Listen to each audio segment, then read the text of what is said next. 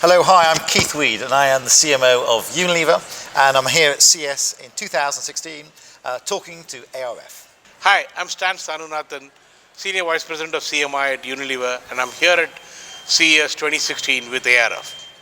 Gelf Fugit, President and CEO of the Advertising Research Foundation. This is a dynamic duo, okay? So I just want everyone to know I'm spending some time with the dynamic duo. We've never been referred to as a dynamic duo before, right, but that's my intro. All right, so here's my first question to you. Yep. You're both engineers. You're both engineers by background. All right, so here we are, 2016 at CES. How did you get here?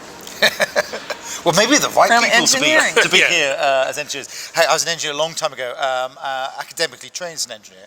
But I would argue in today's world that's even more important. So as the whole world flexes towards data and be able to leverage data, people who appreciate numbers and can find solutions in numbers rather than problems in numbers, I think it's going to become more and more important. So I think, as always, the power in marketing and building brands has been creativity and effectiveness, Yes. art and science, Yes. magic and logic. And I think for a long time, marketers focused solely on the creative magic art bit, and I think now we have to have them both. So I'd argue an engineer who has an artistic flair is perfectly positioned. But what's your version of the truth? What's my version? My version of the truth is very simple. I think engineers have one unique skill, which is that they understand data and implications perfectly.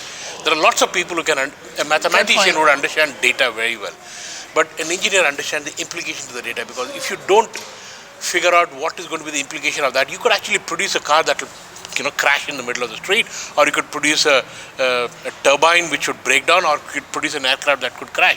So the relationship between data and implication is something that you're trained, and that's what I think makes engineers very different from the rest. And today's world, to Keith's point, where there is a data explosion happening, that skill is going to become more and more important.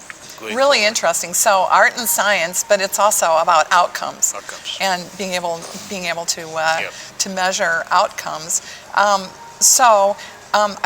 want to hear just a little bit about your stories, because you came at becoming the dynamic duo through different paths. So how did you come to be here at CES? What was your path?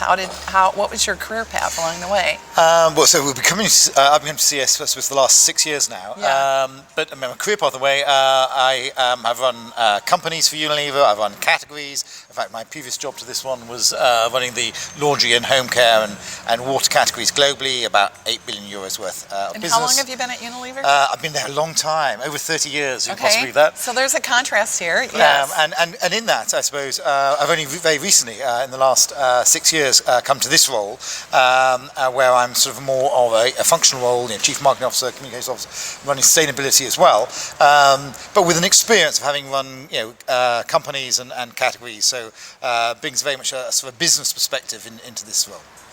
Right. So, and Stan, a little bit on your story and your path. He spent 30 years. I've spent close to 3 years at Unilever. So there's a slight difference there. Yeah. But prior to that, I spent 17 years at Coke. Yes. Working with them. Famously. Or infamously. Whichever way it is. Famously enough for me to go and hunt him out. I know. And worked in all kinds even more famous then. Worked in all kinds of countries, all kinds of continents. Both had global careers, which is really interesting. Yeah. Before that was kind of the popular thing. Yeah, worked in Asia, India, Middle East, Europe, US. So did that take a lot of courage at the time to dive on and have a global career? I think you should ask my wife that question. I think it took, for me it doesn't matter. I'm just turning up in an office. Which city it is, I don't care. But did you ever feel like, I might miss if I'm not at the home office, or I'm not where the... I suppose it depends a little bit on what sort of company you're in. I think, dare I say, the reaction you have is very much an American-centric, international approach. Yes. Whereas if you work with companies like Coke, which is a truly global company, or Unilever, truly global company, actually, the business is happening out there. Yeah. The business doesn't happen in head office, so you want to be out there. And maybe a little bit uniquely from a company like Unilever, which are headquartered in Europe. Our two home markets, the UK and the Netherlands, are a tiny part of our turnover. Yes. The biggest part of our turnover being places like China and India and the US. So I think that changes the dynamic. So yes, I have worked in the US, for example. Sure. So you want to make sure you actually get out where the business is. Yeah. Do you think that it equipped you better for today? These are such dynamic and disruptive times. Do you think that agility of having a career and being able to operate in different cultures, do you tap that? Or? Yeah, I would argue, but hey, it's very easy to use your own experiences and project, but I would argue it's essential. I think if you live in one market, no matter how broadly you think about the world, you can't quite get your mind around it. I don't suggest you have to go and live in every market around the world, and certainly, I've been in many, and so have you, but I just think if you go to one or maybe even two markets, it gives you a different perspective on how the world's joining up. And now more than ever, the world is joining up. I mean, technology is helping the world join up. And it just gives you, I think, that sensitivity to appreciate, different people engage culturally, engage emotionally in different ways. And if you can really understand that as a marketeer, I think it unlocks huge amounts of opportunity. I think for me, the two words that I would use is empathy versus sympathy. Yes. Yeah, I mean, if you have lived in multiple markets, that's good. Yeah. You empathize with people a lot more. Yeah. Because, it's not something that you're hearing about or reading, you're actually experiencing it on a daily basis. Yeah. Whereas if you've been in one market for a very long time, very often you hear people saying, I went to this country, it's multi-sensorial assault, I feel sorry for those people living there. You don't have to feel sorry for them. That's not very empathetic, yes. That's not empathetic. That's, you're showing sympathy. And then you look at them very differently. But if you live there, then you understand why they do what they do. Yes. And it is particularly important in certain cultures, where if you don't live the culture, you're wasting your time, even marketing to those people. The Middle East is one such place. If you haven't lived there, you don't understand the culture. And then you have stereotypes. Yeah. And when you apply those stereotypes, you are 100% guaranteed to fail. Yeah. And you develop empathy by living there, not by visiting there. So, how about failure?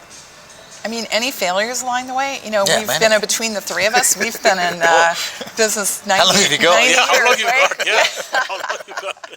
How long is the rope? Yeah. Well, I think, it's a cliche, isn't it? But you do learn more from your failures. I think when things are going well and it's just reinforcing, I understand that, and I'm not sure you learn a great deal from that. But when things don't go so well, I think you learn from those. And I would argue that you don't want to have too many. But enough just to keep you real. Yeah. Well, you had these great quotes, and I think one was, if you're actually not failing, if you haven't failed, you're not trying hard enough. You're not trying enough things, you're not pushing hard enough. Well, I think that's certainly true in today's world, because the future is being made up as we go along. Yeah. I think the consultants call it emerging strategy, which is make it up as you go along, because things are changing all around. I have a now historic document which must be 3 years old, or whatever, which is our Facebook playbook, which bears no resemblance, which we gave to all our 6,000 marketers 3 years ago, about this is how you do marketing on Facebook. So you've got to learn and change as things go along. But the bit I said, if you're not failing, not trying hard enough, is if you try and manage within the comfort zone of everything you can control right now, I absolutely guarantee you're not going to learn enough. So you've got to push out and experiment, and to use that great saying of fail quickly. It's perfect. Go out, make something, realize it's wrong, learn, and then move on. Yeah. And obviously scale the things that work, and withdraw from things that don't. Yeah. Yeah. Any failures? No, plenty. So, we can sit here and talk about failures for a long time. But I think. But how did you deal with them? Like, how did you recover from that? I guess is the question. I think there are a couple of things. I think there are few guiding principles that one need to have. Or how do you know if you're having too many? I guess maybe to what Keith just said. No, I think the first and foremost thing is it's okay to fail once, but if people fail on the same area multiple times, then that's stupidity. Yeah, good point. So you got to have systems and processes in place to make sure that you don't fail doing the same thing multiple times over. That's stupidity. That's number one. Number two is at some point of time, before you gotta love Stan. He really softens things, right? That's stupidity. That's like he's got a deft touch. Yeah, that is soft, then here is another one. Before I hang my boots, I would love to see corporations having the guts to create what I would call as Hall of Shame. Everybody talks about Hall of Fame, but for every success, there are many more failures. Yes. And I think as Keith said, there's a lot more to be learned from failures, but very often it is pushed under the carpet. And can we have that cultural revolution which will make companies and the people in the companies comfortable to say that I fail and it's up on the Hall of Shame. Yeah, and be proud. Say, I created learning for my, for the whole organization. Learning for my organization. Then once it is up there, then nobody will make the same mistake ever again. Exactly. Otherwise, people, do it again and again, and they'll think that, I can do it better and I won't fail this time. And such people are the ones who you need to really weed them out and flag them. Yeah. All right, so let's talk about this partnership that you have. So I got to say, I was a research gal for 32 years, right, at a CPG company. So my career was a little more like yours in the same place. I didn't often get drug along to things, right? And, I say that I have a big heart for what I did. I'm proud of my career, my accomplishments. But, the research people a lot of times get left behind from the CESs of the world. But I know, from the first CES, and Stan, every single year, Stan's been front and center here with your leadership team in the key meetings. And you also have uniquely are leading this Insights 2020 initiative as a marketer, and I'm super proud of that. I'm on that advisory board too. Stan's been a key contributor. Where does that conviction come from? And just talk a little bit more about that and how that trust has been built between the two of you. Well, I think at the end of the day, we're a consumer goods company, and it's in the title. So we are trying to understand people and how to serve them better.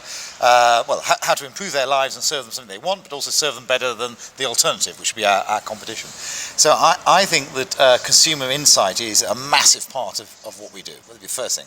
I think the second thing, as you were saying before, is this is a fast-changing world. So it's not just about insight; it's also about foresight. It's like having a view of the future. How can you get to the future first if you don't have a point of view about what the future is? And to me, that would be enough to justify a close relationship with Stan, who obviously leads our insight function. But then, much beyond that, there's a whole new thing coming up in the whole area of data. And data's always been there. I mean, the only difference now is it truly is big data, and it's big data because we have the computing power to actually manage it. I mean, we just couldn't manage this scale of data, 15 years ago or something. And I think against that, the flexing and changing role of insights to now really lead how we deal with data at scale in consumer marketing business is going to be critical. Mm-hmm. So if I'm having meetings, as we're going to be having meetings, with the Facebooks and the Googles and the Twitters and the Amazons of this world, and they all want to meet with you. Trust me, from my vantage point, I'm like, and we have all those meetings set up. It'd be madness not to have Stan here because a lot of what we're talking about is end-to-end marketing. So yes, I have my SVP of marketing, Anini Santos here, and yes, we have Luis Tacomo, who's a SVP of media, as you expect, and he runs our digital side as well. But it makes every bit of sense then to have Stan as well, because that's the holistic team of beginning to end of how we build brands. So I suppose my question to you is, why wouldn't I not bring him along? Yes. And from your lips to God's ears to the other people that are running marketing and running, the C-suite and the CFOs too, right? Because they're making decisions that need to be informed by data. What I sense from your comments here and other interactions we've had is that you view that data as being potentially a competitive advantage. Yeah, that's what it is. No, not even view it. It is. That's a fact, not a view. Yeah. But a lot of people are really mired in it, right? They're really struggling and, feeling like kind of down under it, I think, and haven't quite figured out how to navigate it. Or they want somebody to fix it and bring it back to them, kind of all sorted out. So Stan, you've been vocal about if you're asking or get asked too many times to measure the ROI of research, then you need to kind of maybe get the mirror out, using my paraphrasing a little bit. Say a little more about that. First of all, I completely agree with that view.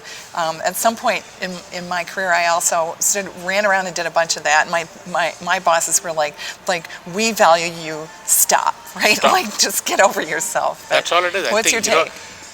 The day Keith comes and says, show me what is the ROI on research or ROI of your function, then I think the game is Get that over. resume out. Yeah, then the game is over because then you're not adding value. But he doesn't get the value, and therefore. So now I know how to wind you up. Oh my God! You just given me an insight. I'm the insights gal. No, but that's the bottom line. At the end of the day, if you're adding value every day, people will.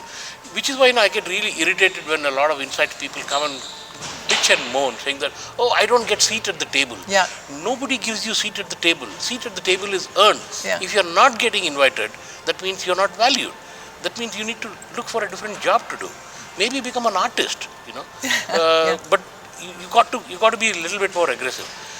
I would also even go to the extent of saying that I think the days of asking for a seat at the table is over. We should become the table around which people gather. I think that's an excellent point. Yeah, because you have something that is invaluable. Or maybe the table is a table of consumers instead of a table of senior management with the you door can bring closed, something right? to the table which can actually make a big difference to the company. And it's our responsibility to bring that to the business. If you can't do that, then walk away. Look for another job. Yeah. So therefore, and certainly, if you're in a consumer-orientated company, what are you trying to do? I mean, every day 2 billion people use our products around the world, but actually, of course, it's an individual decision, an individual choice, one by one, up to 2 billion.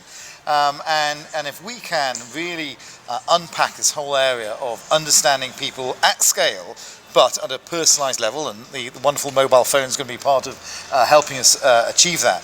The power that people like Stan and his function can bring to our business, not only in understanding how our business operates today, but how it will operate into the future.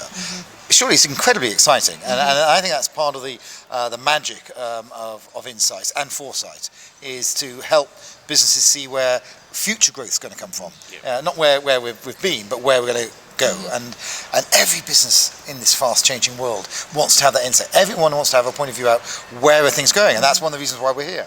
We will distill, as we have done in previous years, what's going on here, take it back to the organisation, say, do you know what, this could be important, that could be important. And you don't need to get everything right, but if you get enough right, so you can get the direction of travel right, you can add a lot of value to the business, and that's what we're here to do, is add value to the business. So one thing that I find very impressive is, as much as you talk about data being, my words, a competitive advantage, but you agree it's a fact, right? As much as you speak of that, you invested in innovation by creating this foundry. And so speak about that a little bit, because, I mean, was that an idea where did that idea emanate from, that you would invest in some of these startups and you would place some bets and try some things? People are really struggling with that. There's a lot of talk about experimentation. It comes out loud and clear in the Insights 2020 work. How did you do that? Well, I think it's all about learning by doing. And so, again, if you look over the past few years, we've done quite a lot. The Foundry actually started about 3.5 years ago with actually a project called Going Global. And then from that, we then launched the Foundry a couple of years ago. And in that, we're now working with over 90 startups in various different ways. And Stan will talk to the Shark Tank, which has been a brilliant piece with a focus on the insights industry. But just generally, what we're saying is, a company of our size and scale, it's very, very difficult for small companies to engage with us. So how can we find a way to enable startups to work at scale? Now, if you say to a startup, you can work with a brand like Dove or Ben & Jerry's or whatever, and we can help scale your idea across multiple countries. That's exactly what a startup wants to hear. So what we do is we go from pitch to pilot, and we help them financially as well to go from pitch to pilot on the basis of working with a multinational is quite complex for a small startup. We also give some coaching as well, marketing coaching as well. And in return, what we get is obviously working with some really innovative people, some really great brains, and also bringing some ideas straight into our brands, which we can then scale. So it is a genuine win-win for ourselves and for the startups. And I think what's really fresh about it is it brings that sort of thinking into a multinational company. So our marketers are working hand-to-hand, face-to-face with people who have very different resources to their hands, very different sort of real-time reactions and building of businesses. And specifically, go and talk to the Shark Tank, because I think that's been really exciting, the work you've done there. See, Speak to that. I was reading some you've uncovered some very interesting new technologies that are, some are ethnographic, some are big data leveraged into, some personal insights. Yeah. I think the challenge that we were trying to solve was, how can we create double the impact at half the time and half the cost? That's what we were trying to solve. Double the impact in half the time and half the cost. Right? Yeah? That's what boss is usually asking you, like, okay, I'm dead. Yeah. So if we can get that, then, I would say my job is done and I'll call it quits. But it's a journey, you'll get that. But to do that, if you do more of the same and expect double the impact and at half the time and half the cost, that's the definition of insanity. Yeah, it's not going to happen. So therefore, you have to think about doing things dramatically differently. And that's when we started thinking about Shark Tank as an approach. Then when you go and talk to all the startup companies, you just have to look at the face of those people. When they walk through the main door of Unilever head office, they get completely intimidated by the size of the company. Yeah? They look at that and say, oh my God, this is big. And then after that, when you start talking to them, you push a contract under their nose, which is about that thick. Yeah? And they don't know how to deal with those kind of things. They are basically young kids who have an idea and they have a dream, but then, the big companies sometimes can actually overpower them, which is when, things like Foundry come in and say, okay, if we have to deal with them, we have to simplify not just the way we interact with them, but the whole ecosystem that drives Provide the them some training. A lot of them don't have the bandwidth to supply that. So we have small legal contract with them in simple English, not in legal-ish, and a whole lot of things happen fairly quickly. So we have separate kind of payment term because those guys don't have money. You got to pay them carefully. You can't pay them, whenever you want to, because they will go broke. And then they don't know what it means. Very often the people who walk through the door in the Shark Tank experiment had technology and they had no idea of what the technology could be applied to. Yes. And that's when we come in, because we know what the need is. You can do anything you want. It's like, well, so that's not going to they work. had a hammer. And then we could tell them that, okay, these are the 20 nails that you might want to consider hitting, and this is what you need to do. And therefore, we assign a mentor to them, who's usually a millennial. Yeah, it's not, somebody like me. It's usually a millennial. They connect with each other, and then they say, okay, this is what you might want to do. Make it, coach and guide them in a way in which they can make it work for us. And you do pilot, and then sometimes it works, sometimes it doesn't work. But then we've spoken to, you literally, we kissed 600 frogs, and we probably have 15 globally scalable princes now. Yes, you have to kiss a lot of times. And give an example. I mean, that's obviously a great part of sort of the Foundry approach. To give you just one example, something called Chef Wendy, and this can be done on just a regular phone. You don't need a smartphone. It's text-based, and all very simply what you do is you put in the ingredients you have in your fridge or the ingredients you have, and text it off to Chef Wendy, and Chef Wendy will come back with a recipe that you can then cook. But then you can go back and say, well, I'm not sure about this. And you have this conversation with Chef Wendy. You would absolutely believe you are texting back and forth with a human being.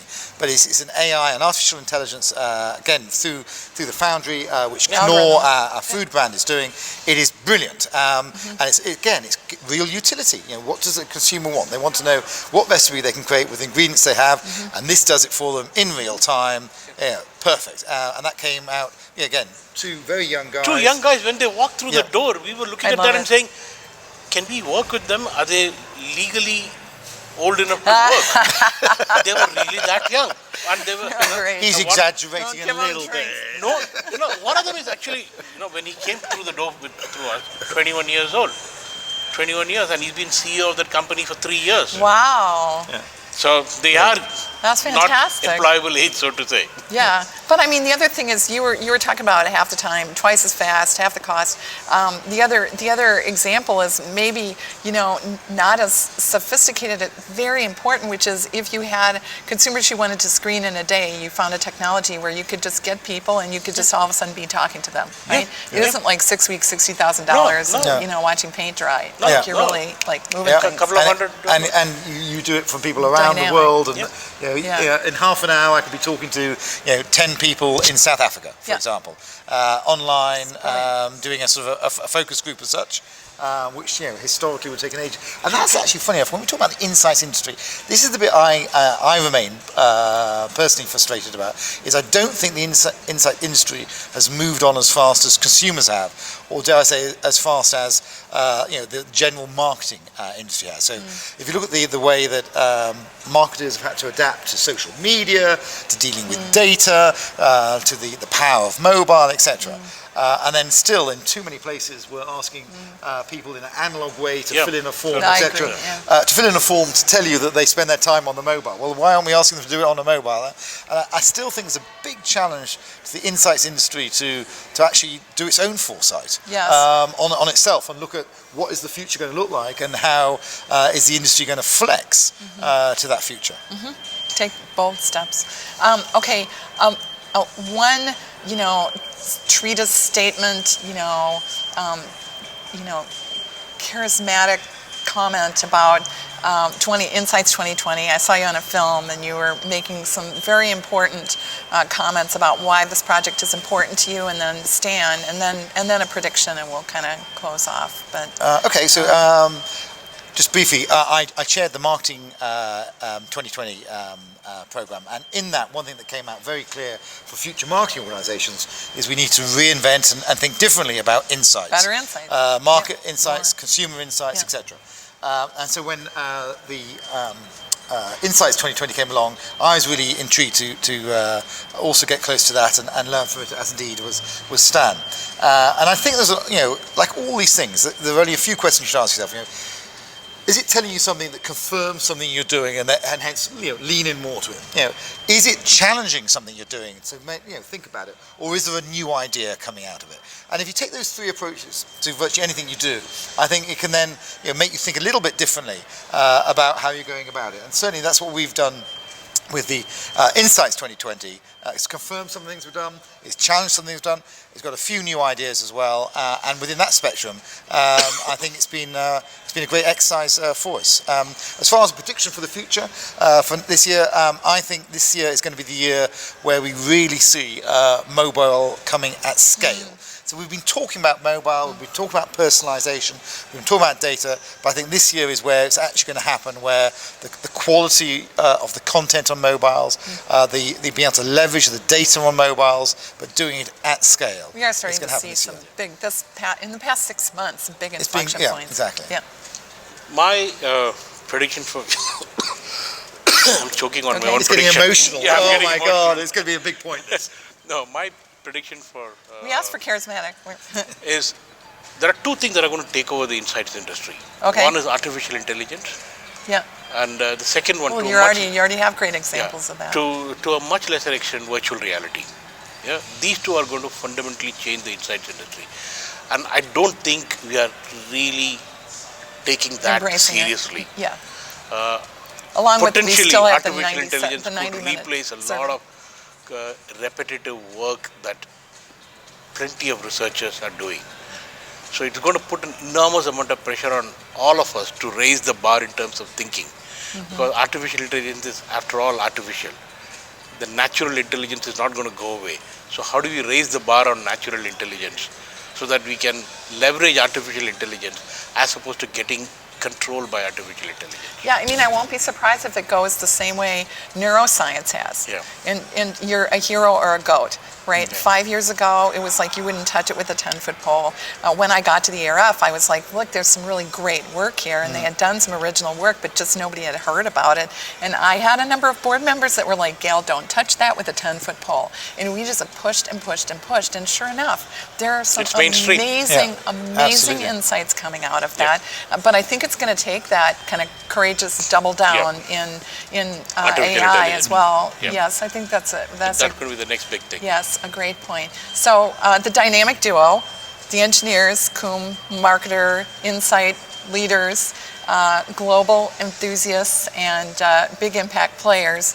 Thank you so very much, Keith Weed. Thank you for being here. Really appreciate it. Stan, Gail. as always, you've really sent us off in style, and we really look forward to the actionability of Insights 2020. It's the thing I'm the most proud of, is I think it's actually actionable. It's quantified instead of we're not just talking the talk for a change. I like your invitation to the Insights industry to get our act together. You didn't say it like that, but I'm more blunt like Stan, so I'll say it like that. We won't let you down. I'm a Brit at the end of the day. We won't let you down. And I just really, really, really appreciate the time. I know how busy CES is, and look forward to seeing you again in 2017. Good talking to you. Yeah, Thank you. Thank you, Gail. Thank you. Thank you.